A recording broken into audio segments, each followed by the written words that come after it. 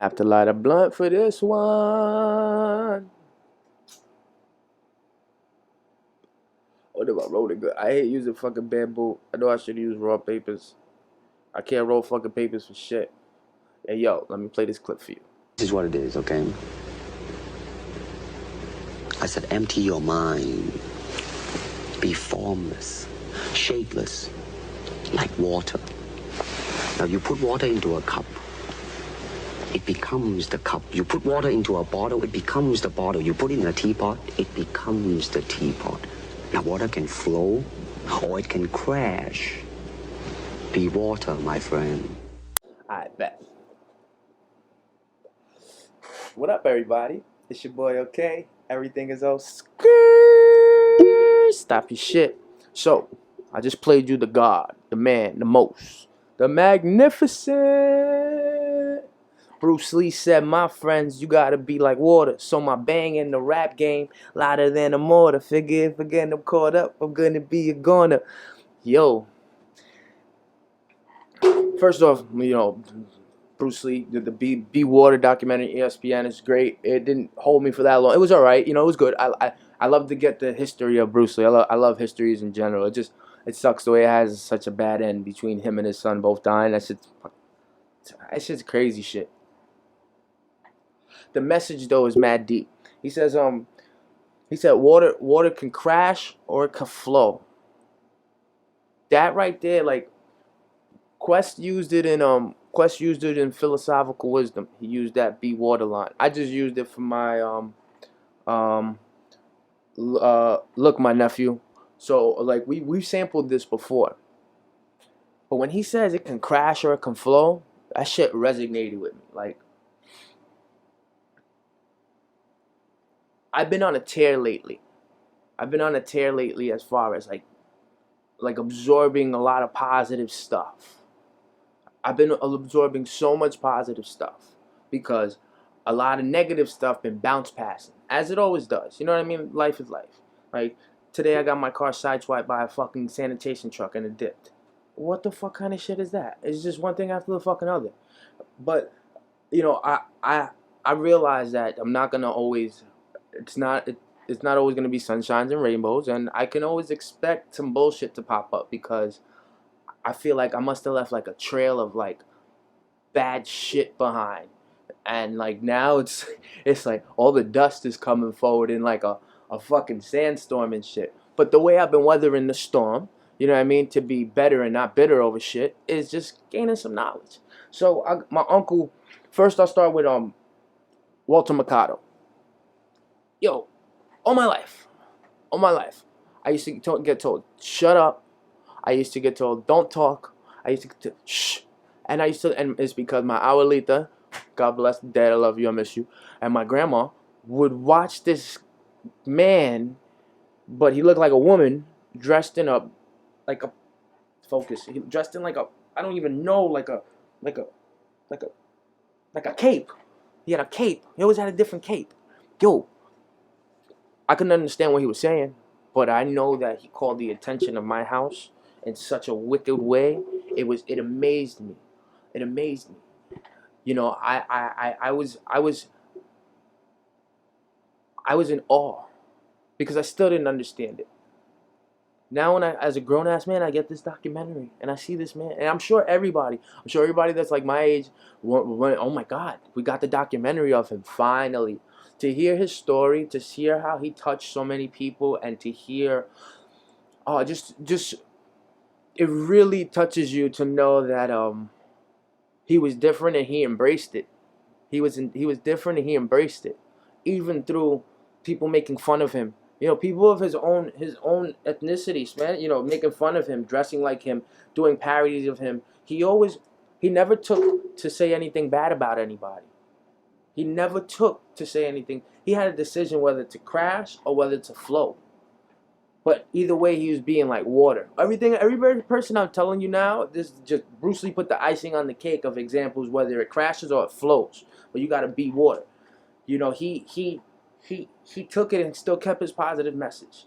And then the poor man even almost gets his name taken from him, signing a bad contract with somebody he trusted. That's foul. You know, he almost gets his name stripping from him, and then you know, obviously health problems, you suffer a heart attack and all of that, but that was because of stress. You know, they say in the documentary anyway, so I'm just going off of what they're stressed out. His friend hurt him. You know, his friend hurt him. That was your friend, and you how you do that? I understand it. I understand, but he didn't get bitter. He didn't get bitter. He went into hiding. He got sick. He still he got his name back. But even as an older man, he isn't bitter over anything. As an older man, he's so happy with how many people he touched. The guy that Hamilton was just crying because that's, you know, like, I understand it. You know, it makes me feel good as a Boricua, as a Puerto Rican, to see the culture through that man. To see the confusion. Man, they asked him if he had ever had an orgasm. He said, for what? Why do I need to climb? Like, for what? I love the tree. I'm married to the trees. I love the trees. I love life. I love what?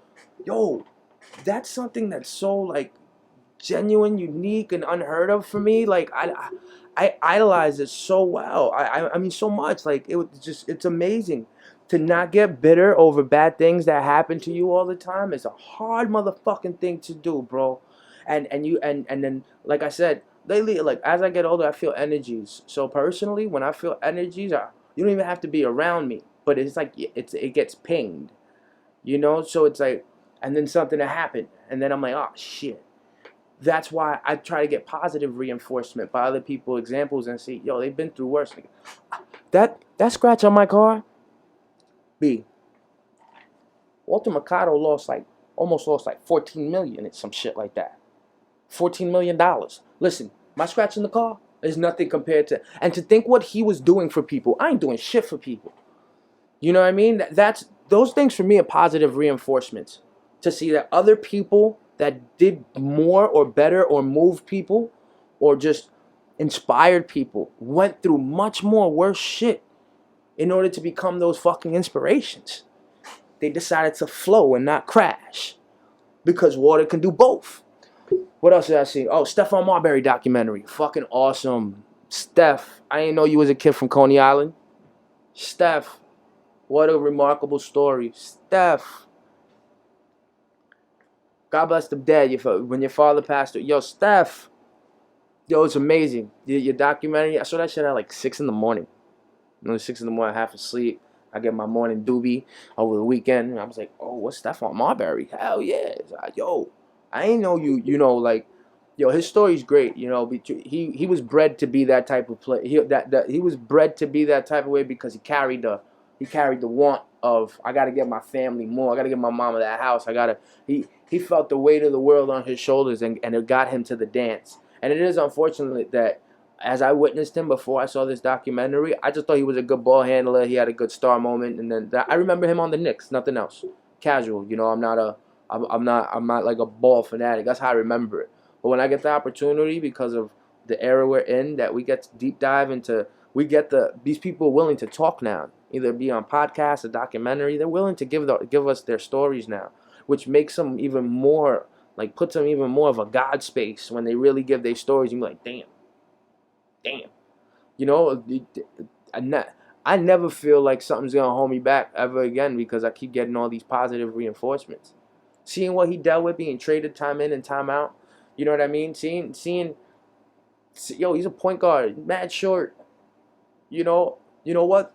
The best thing that he fucking did, or one of the greatest things he did, he picked up when he couldn't take the pressures of here, and I'm going to China. My man went to China. His whole life, his whole culture. He's an African American, 6-foot-something basketball player, picked up and moved to China. What kind of ish is that? Think about that. That's some real, I'm gonna flow and not crash type of shit. You know, that's real right there. And then what he did over there to win the championships he won, to be the philanthropist. I can't say it. I can't say a word. You know what the fuck I'm saying. Fucking, yo, to be the mogul he is, even in China, it's philanthropist. Ha ha, you ain't gonna beat me. It's the weed, my niggas. That's it. It's just the weed. And I got big lips and I got a lisp. So fucking sue me, but I got the fucking word out, right? Yeah, just that moves me. I idolize a person like that. A person like that is like shit. Nothing's gonna stop him. You know, nothing's regardless of the fact he kept pushing. He kept flowing. You know what I mean? He was like water, kept flowing. He didn't crash. And last but not least, the monster of them all, the Godfather himself. So my uncle sent me this documentary and got mad because I didn't look at it right away. And and my excuse was I saw some of it before. And my excuse, because when he was talking and I put it on, Denzel's a motherfucking beast, bro. Denzel has like a 10-minute documentary, and he just goes off on failure and your dreams and your goals and not wanting to stop. And he's a perfect example of it, because I had to talk to myself today, and I had to correct myself because I was like, why the fuck Denzel saying all this shit? Nigga, you ain't do shit. And then I said, what are you talking about? All those roles he played as an actor, you know how much work it takes to become those people? I don't, but I could imagine, because he's my top 5. All those roles, you have to turn into a person time in and time out. And I don't think we've ever heard some controversial real shit about Denzel. Like, I'm trying to think about it. I'm trying to think about her, like, and maybe I can go to some tabloids and see, but I know they won't say some shit like they're saying with Tom Hanks and fucking pedophilia and shit.